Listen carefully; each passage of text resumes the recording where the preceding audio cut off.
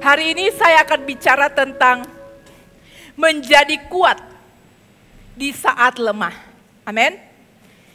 Karena dunia dan neraka ingin sekali supaya kita menjadi orang Kristen yang lemah. Makin hari makin banyak orang yang tumbang oleh karena sakit penyakit, oleh karena himpitan hidup, oleh karena ekonomi, oleh karena permasalahan. Tapi Tuhan panggil semua, kita orang percaya, kita orang Kristen, menjadi kuat di dalam Dia. Amin. Dan kita harus tahu apa yang menjadi rahasianya, menjadi kuat di saat lemah. Sehingga kita jadi orang-orang yang kuat. Amin. Kita harus cepat-cepat bangkit dan lompat. Bukan akhirnya kita bilang, Tuhan aku lagi lemah, biar aku buka mata dulu, aku pelan-pelan bangkit. Enggak. Roh Kudus diberikan kepada kita, supaya ketika kita lemah, kita bangkit dan kita lompat, karena kita punya Tuhan yang hidup. Amin. Permasalahan hidup semua orang setiap hari berbeda-beda dan pasti ada. Tapi keputusan untuk mengikuti Tuhan, memegang tangan Tuhan, menjadi orang percaya yang kuat, itu pilihan. Karena Tuhan menawarkan dan memberikan kepada kita semua untuk menjadi orang-orang yang kuat di dalam Tuhan. Amin. Mari buka bersama saya di dalam 2 Korintus pasal 12 ayat 7 sampai dengan ayatnya yang ke-10. 2 Korintus 12 ayat 7 sampai dengan ayatnya yang ke-10. Saya akan membacakan buat Bapak, Ibu, Saudara-saudari sekalian. Ayat 7. Dan supaya aku jangan meninggikan diri karena pernyataan-pernyataan yang luar biasa itu, maka aku diberi suatu duri di dalam dagingku, yaitu seorang utusan iblis untuk mengecoh aku, supaya aku jangan meninggikan diri. Ayat 8. Tentang hal itu aku sudah 3 kali berseru kepada Tuhan supaya utusan iblis itu mundur daripadaku. Tetapi jawab Tuhan kepadaku, cukuplah kasih karuniaku bagimu, sebab justru dalam kelemahanlah kuasaku menjadi sempurna. Sebab itu terlebih suka aku bermegah atas kelemahanku, supaya kuasa Kristus turun menaungi aku. Ayat 10, karena itu aku senang dan rela di dalam kelemahan, di dalam siksaan, di dalam kesukaran, di dalam penganiayaan dan kesesakan oleh karena Kristus. Sebab jika aku lemah, maka aku kuat. Saya mau beritahu kepada kita semua di tempat ini. Kita ini adalah manusia yang lemah. Kita ini diciptakan Tuhan dari debu tanah. Himpitan dan kehidupan sehari-hari dapat menyebabkan kita menjadi orang yang lemah.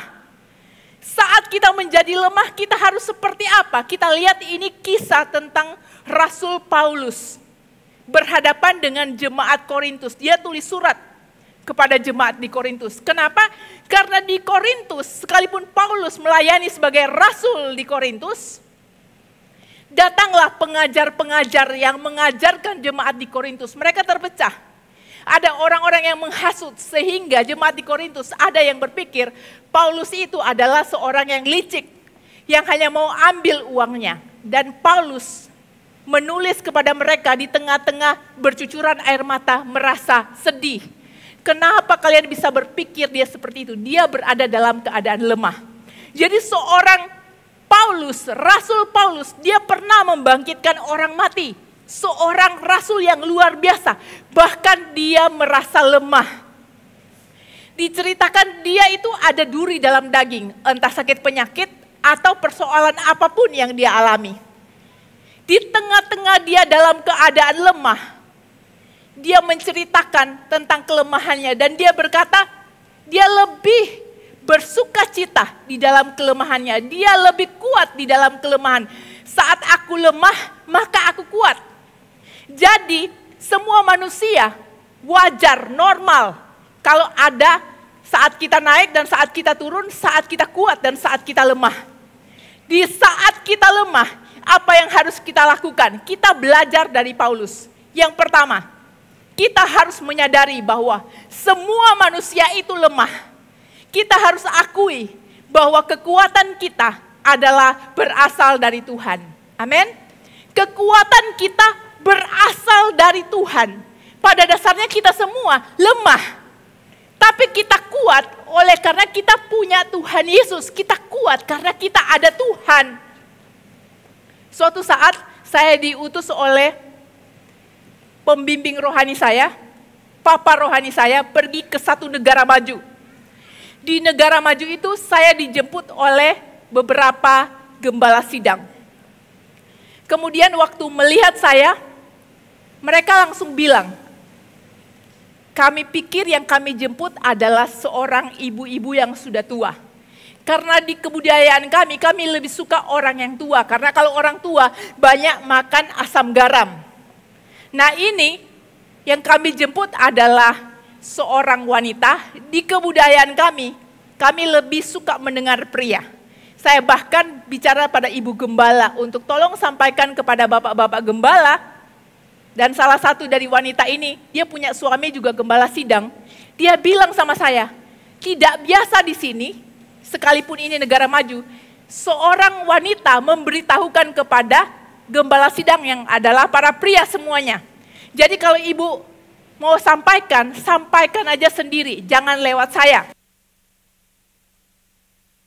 Di tengah-tengah pertemuan itu, dia katakan seperti itu. Dan akhirnya saya sampaikan. Jadi di kebudayaan itu, pertama, kalau bisa pria, wanita tidak akan didengar. Yang kedua, mereka lebih suka orang tua supaya bisa sudah makan asam garam.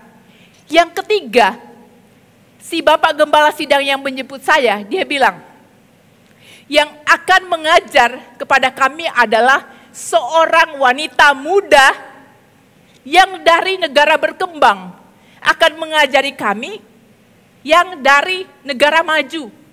Kami semua sibuk. Dan kebanyakan dari kami, para gembala, adalah profesor dan orang-orang yang ternama. Jemaat kami adalah orang-orang yang sukses di bidang masing-masing. Dan kami sibuk. Saya mengerti maksud ucapannya. Karena dia memberitahukan, yang pertama wanita, yang kedua dari negara berkembang, yang ketiga masih muda. Yang keempat, mereka sibuk. Jadi waktu mereka sangat berharga. Saya memahami itu. Sore hari mereka jemput saya harus berbicara dan melayani jemaat di negara maju itu di malam hari. Di sore hari saya masuk kamar hotel saya berdoa. Saya tidak merasa terintimidasi dengan apa yang gembala itu ucapkan. Tentang negara mereka dan semua yang mereka harapkan. Saya datang kepada Tuhan, saya bilang sama Tuhan, Tuhan, benar kata si Pak Pendeta itu. Yang pertama, saya muda, saya wanita, saya dari negara yang berkembang, nggak kayak mereka dari negara maju. Benar sekali semua yang dia katakan. Kalau perlu mau ditambah, saya tambahkan Tuhan. Saya bilang, saya tambahkan Tuhan. Saya punya papa mama yang berasal dari kampung. Papa mama saya ada di pulau. Mereka tinggal di kampung. Gak ada salah dengan sesuatu yang dari kampung. Papa mama ada di kampung. Kalau mereka mau tambahkan. Zaman dulu kalau mau lihat pulau tempat papa mama saya tinggal. Itu cuma digambar satu titik di peta Indonesia. Kalau sekarang sudah ada wujudnya. Dulu satu titik, kadang pun di peta tertentu nggak ada. Jadi saya bilang, Tuhan kalau mereka mau tambahkan, papa mama saya dari kampung, dari pulau. Dan yang mereka ajarkan bagi kami sekalipun mereka tinggal di kampung adalah, jangan pernah berputus asa. Jangan pernah putus asa. Segala sesuatu pasti ada jalannya, jangan menyerah. Selalu yang diajarkan, kamu bisa belajar banyak hal. Sekalipun tinggal di pulau terpencil yang semuanya orang kampung. Tapi Tuhan meletakkan pemikiran dan hati kerajaan sorga. Bahkan saat mereka belum lahir baru. Tapi saya tambahkan di dalam doa. Dari papa mama yang kampung dan saya lahir di kota kecil. Bukan di pulau itu. Jadi kalau daftarnya komplit, itu memang komplit benar mereka Tuhan, saya bilang.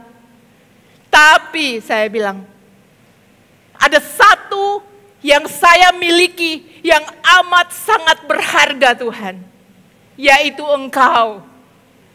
Dunia bisa bilang saya nggak punya apa-apa, nggak bisa apa-apa, memang benar. Tapi saya punya pribadi yang amat sangat berharga, yang mengasihi, yang sayang dengan saya, yang mendampingi saya, yang memberi kekuatan. Saya bilang Engkau itu Tuhan. Kalau semuanya saya nggak punya, kalau semuanya lemah, saya punya Engkau Tuhan. Saya akui bahwa diri kita nggak punya apa-apa. Kita cuma debu tanah, besok dipanggil habis. Karena kita hidup hanya sebatas nafas. Kita diberikan nafas kehidupan oleh Tuhan. Diambil aja, satu virus aja bisa memporak-porandakan satu dunia. Dan ketika saya berdoa itu saya bilang saya menyadari. Jadi hal yang pertama, saat kita lemah, supaya kita jadi kuat, kita harus tahu bahwa kita ini gak punya apa-apa. Kita ini nol di hadapan Tuhan. Hanya Tuhan yang baik. Saya bilang hanya Tuhan yang baik di dalam diriku. Hanya Tuhan yang terbaik, yang berharga yang aku miliki. Saya selesai berdoa, saya mandi, saya pergi ke dalam ruangan itu. Di mana ruangannya sudah di set sedemikian rupa. Di dalam ruangan itu saya bilang, saya ambil mic, kalimat pertama saya adalah, Tuhan Yesus mengasihi Bapak Ibu Saudara di tempat ini. Hanya satu kalimat, mereka keluar dari kursi mereka menangis, mereka dijamah oleh Tuhan. Mereka merasa terluka, tidak berharga, dan hari itu mereka mengasihi Tuhan. Mereka merasakan kasih Tuhan, mereka merasakan dikuatkan oleh Tuhan. Mereka mengalami kehidupan yang baru. Baru satu kalimat, dan saya bilang, itu bukan saya, itu Tuhan yang menunjukkan hadiratnya, dirinya, yang menjamah hatinya mereka. Saya baru satu kalimat kok. Saya tahu di dalam tubuh, di luar tubuh. Itu bukan hambanya, itu Tuhan. Waktu saya alami itu, saya bilang Tuhan terima kasih. Mereka dilawat, bahkan mau khotbah pun sulit untuk saya akhiri. Karena mereka sudah meraung satu ruangan. Meraung dan menangis oleh karena merindukan Tuhan. Dan termasuk gembala-gembala yang ada 12 orang beserta dengan profesor-profesor yang ada. Hanya Tuhan pemilik hati kita. Hanya Tuhan yang dapat mengisi hati kita. Amin. Kita akui Tuhan aku lemah. Tapi apa yang paling berharga? Kita memiliki Tuhan. Kita memiliki pencipta alam semesta yang bisa jaga kita, yang bisa tolong kita, yang bisa kuatkan kita. Hidup kita hanya sementara. Dia menunggu kita di kekekalan. Mau dipanggil sekarang, besok kita harus mempersiapkan diri. Karena hidup ini sangat berharga. Oleh karena itu kita harus berjalan dengan Dia. Akui bahwa Dialah satu-satunya kekuatan kita. Kita ini nol. Kalau yang nol ini bergabung sama Tuhan, Tuhan adalah satu. Satu dan nol jadi 10. Yang nol yang lain kalau mau bergabung, berdiri di samping nol yang satu jadi 100. Bergabung nol yang lain jadi 1000, jadi 10.000 dan seterusnya. Jadi kekuatan kita adalah dari Tuhan. Saya mau beritahu, Bapak Ibu di tempat ini, kalau lagi dalam keadaan lemah, dalam keadaan sakit, dalam keadaan siapapun tidak bisa menolong Bapak Ibu, ada Tuhan Yesus, amin. Jangan putus asa, Dia bukan Allah yang hanya kita bicarakan tapi kosong. Dia Allah yang menolong kita. Oleh karena itu kita memang lemah, tapi kita punya sumber kekuatan yang amat sangat kuat. Tidak ada satupun yang bisa membatalkan kekuatannya. Oleh karena itu bersandar kepada Tuhan. Yang kedua, saat kita lemah, apa yang harus kita lakukan? Kita datang kepada Tuhan dan belajar ketetapannya. Belajar hukumnya, belajar perkataannya, datang kepada Tuhan. Amin. Ada firman Tuhan yang berkata, tertindas itu baik bagiku, agar aku belajar ketetapan-ketetapanmu. Amin. Terkadang manusia nggak mau tertindas, nggak mau berada dalam kondisi yang lemah, maunya semua lancar. Mana ada? Kita hidup di dunia, ada tantangan. Nggak ada semuanya lurus. Ada tantangan. Firman Tuhan katakan, pemazmur katakan, tertindas itu baik bagiku, agar aku belajar ketetapan-ketetapanmu. Supaya kita tahu semua anugerah di dalam kehidupan kita itu dari Tuhan. Amin. Karena manusia sudah jatuh dalam dosa, seharusnya semua manusia punya natur jahat. Jadi kalau ada orang yang berbuat baik pada kita, kita harus bersyukur. Itu anugerah Tuhan, itu pemberian Tuhan. Amin. Kalau ada yang kasih roti, ada yang kasih air, ada yang baik, kalau masih bisa bernafas, hargai itu sebagai anugerah. Jangan mentang-mentang, oh ada orang yang baik sama aku, ada orang yang tolong, ada orang yang kasih makanan, ada orang yang kasih pakaian, ada orang yang baik, oh itu sudah seharusnya. Tidak. Semua manusia telah berdosa, kehilangan kemuliaan Allah. Alami sifat manusia itu jahat. Tetapi ketika kita mengenal Tuhan, Tuhan mengajarkan kebaikan kepada kita. Tuhan memberikan akal budi dan kebaikan di hati kita. Jadi ketika ada orang lain yang berlaku baik pada kita, itu kasih Tuhan. Amin. Ketika kita masih sehat, masih bisa bernafas, masih bisa kebaktian, masih bisa ngomong dan menyapa orang. Itu semua kebaikan Tuhan. Jangan lupa, sehingga jangan ngomel, jangan mengeluh. Aku kok begini terus. Coba berkaca dari ujung rambut sampai kaki. Semua adalah kebaikan Tuhan. Sehingga kita jadi kuat. Amin. Tertindas itu baik bagiku, agar aku belajar ketetapan-ketetapanmu. Supaya kita belajar. Kalau nggak ada soal ujian, nggak tahu murid-murid itu mengerti nggak pelajaran yang ada di sekolah. Kalau nggak ada ujian di dalam hidup, kalau nggak ada tantangan, bagaimana kita tahu kita orang yang kuat? Bagaimana kita bisa berjalan dengan Tuhan kalau nggak ada tantangan? Semua yang kita butuhkan ada. Sampai kita berjumpa dengan Tuhan. Bagaimana? Tapi Tuhan mau ajarkan, kita harus belajar ketetapan Tuhan. Saat kita tertindas, malah harus bersyukur. Kebalikan nih sama ajaran dunia. Ajaran Tuhan itu berbalik. Tertindas itu baik bagiku. Kayak kita sakit, minum obat. Pahit enggak obatnya itu? Pahit. Tapi untuk kebaikan, tertindas itu baik bagiku. Supaya kita belajar apa yang Tuhan maksudkan. Amin.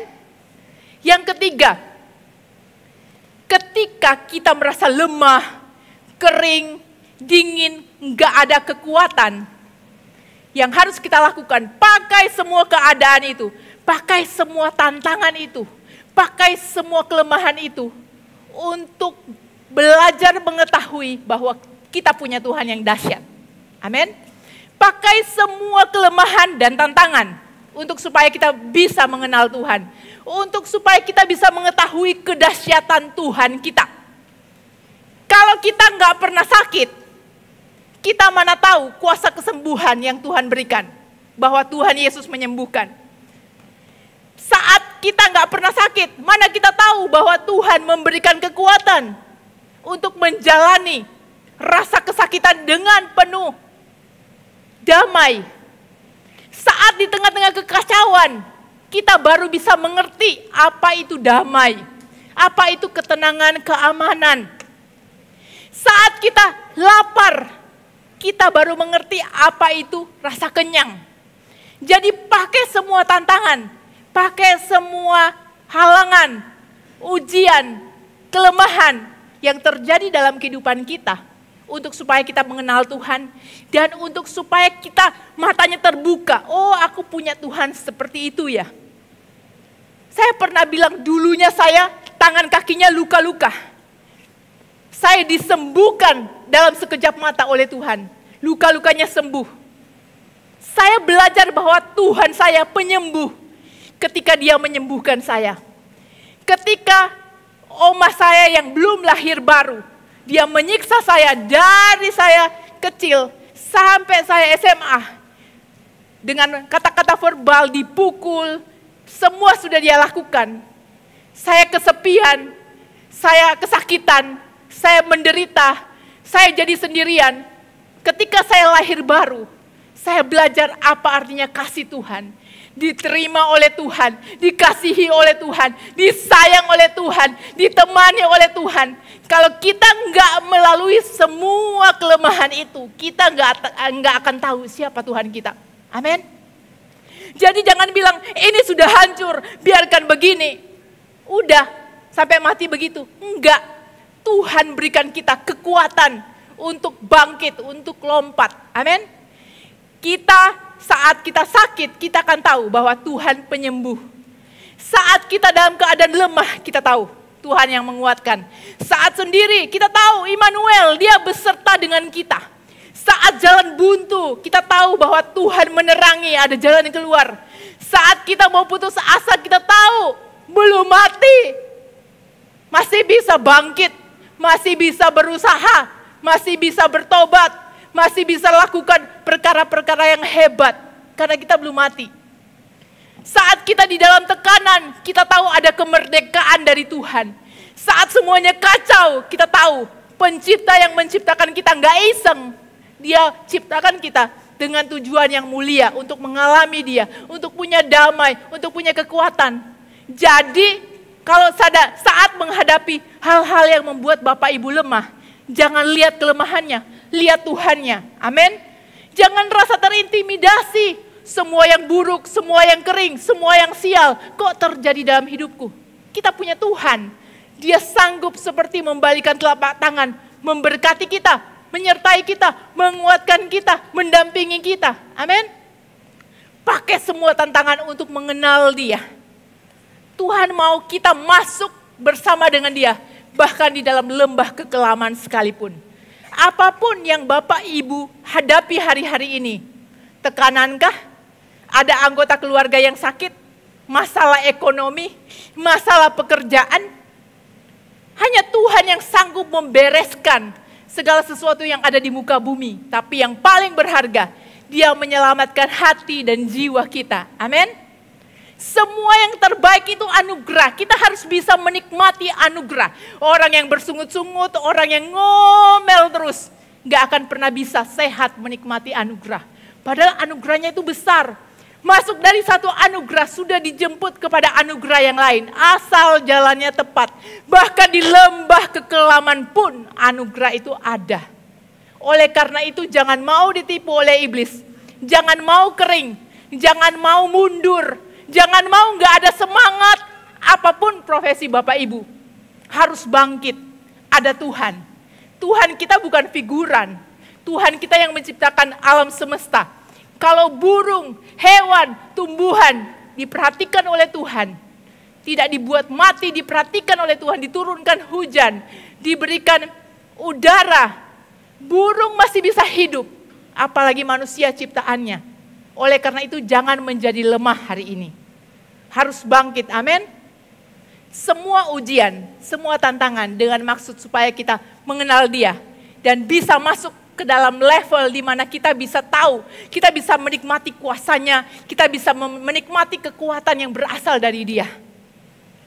Hari-hari ini, mungkin Bapak Ibu lihat di pandangan mata, kayaknya segala sesuatu berantakan ini. Ini belum selesai, sudah datang persoalan yang lain. Ini belum selesai, sudah lihat persoalan yang lain. Kalau ambil senter, jangan hanya senter masalahnya. Senter berkatnya itu lebih besar daripada masalah. Kalau masalah yang di senter, kelihatan masalah yang lain dan lain dan lain, dan masalah saja yang dilihat. Padahal ada berkat-berkat Tuhan yang besar. Kalau kita lihat berkat Tuhan, kalau kita lihat Tuhan yang besar, saya sudah banyak pergi ke negara yang maju dan berbicara di tengah-tengah mereka. Mau mereka profesor, mau mereka sangat ahli di bidangnya. Saya datang dengan Tuhan. Karena saya tahu yang kuat ini Tuhan. Tuhan yang mau beracara, Tuhan yang mau berperkara dengan setiap orang. Dan Tuhan gak bilang, oh orang ini, hanya orang ini, hanya orang ini. Tuhan mau setiap orang yang mengenal Dia, tahu namanya, mencari Dia. Tuhan mengizinkan dirinya untuk mendampingi kita, untuk menyelesaikan persoalan yang kita hadapi bersama-sama dengan Dia. Tuhan kita bukan Tuhan yang lemah. Dia Tuhan yang gagah perkasa. Saya pernah suatu kali berada di satu negara yang amat sangat ketat pengawalannya. Ada kata-kata tertentu yang tidak bisa disebutkan oleh negara itu karena sensitif.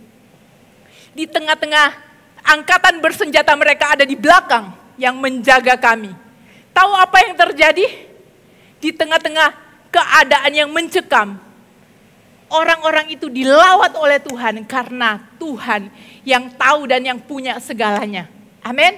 Jadi jangan takut dengan persoalan-persoalan hidup, apalagi hanya ekonomi ataupun sakit penyakit. Tuhan menyertai, Tuhan menguatkan. Amin. Asal di dalam pikiran dan hati kita, kita jangan menganggap Tuhan itu cuma dongeng yang ada di dalam Alkitab. Tuhan Yesus yang kita bicarakan, oh hanya zaman dulu.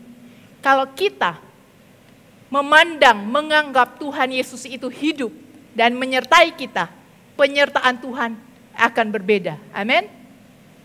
Suatu saat dokter katakan bahwa anak saya menderita penyakit langka, pasti mati ini, nggak ada obatnya.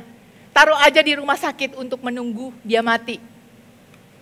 Dan dokter bilang kalaupun dia nggak mati, dia akan cacat, susah untuk mengobatinya, syarafnya akan rusak, karena jarang ada yang sembuh. Nggak bisa jalan dia.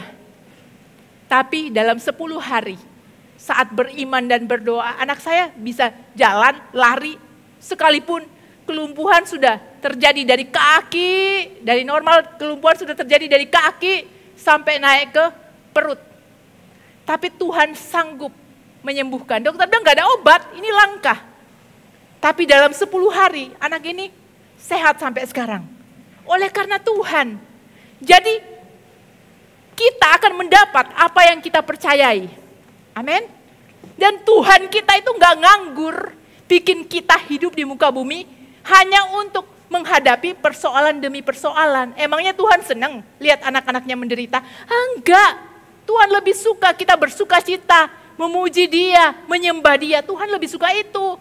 Kita dekat sama Tuhan, sayang sama Tuhan, berterima kasih sama Tuhan, berjalan sama Tuhan. Tuhan lebih suka itu daripada kita menderita. Tapi kita harus tahu jalannya. Kalau kita mau kuat, kita harus kuat bahkan di saat kita lemah. Kita kuat di saat kita lemah. Oleh karena kita punya Tuhan. Makanya Paulus rasul yang luar biasa berkata, saat aku lemah maka aku kuat. Kenapa? Karena dia menyadari, dia gak sombong. Dia menyadari aku nih lemah. Kalau kita angkat tangan dan kita beritahu sama Tuhan, Tuhan aku lemah. Maka Tuhan katakan, sudah saatnya aku menolong dia. Karena dia lemah, dia tahu kekuatanku. Tapi ada orang-orang yang merasa kuat. Coba selesaikan sendiri. Enggak selesai-selesai. Malah makin menderita. Saat kita akui dia kuat, dia mendampingi kita. Maka kita akan menjadi orang-orang yang dikuatkan oleh Tuhan. Amin. Saya berdoa biar Tuhan memberikan keberanian di dalam hati Bapak Ibu. Persoalan yang Bapak Ibu alami, yang kelihatan besar, ini hanya sementara, akan lewat. Semua penderitaan ini hanya sementara, akan lewat. Ada yang waktunya 1 hari, 2 hari, ada yang cepat, dan ada yang sesuai dengan proses. Sesuai dengan iman Bapak Ibu dan tuntunan Tuhan. Oleh karena itu, jangan menjadi lemah. Saya minta semuanya bangkit berdiri. Ingatlah, setiap ujian bagi orang percaya harus jadi kesaksian. Amin. Setiap ujian yang dilemparkan di dalam kehidupan kita haruslah menjadi kesaksian. Kalau kita ini dibentuk dari debu tanah, kita ini nol, nggak bisa apa-apa. Lahir telanjang, dan nantinya ketika kita dipanggil oleh Tuhan, kita akan pergi tanpa membawa apa-apa.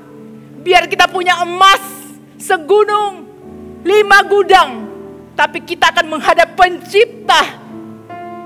Bisa dengan lutut gemeteran di hadapan Pencipta mempertanggungjawabkan kehidupan kita. Oleh karena itu, kita harus tahu yang dibentuk oleh Tuhan dari debu tanah, dari tanah liat ini, kita nol.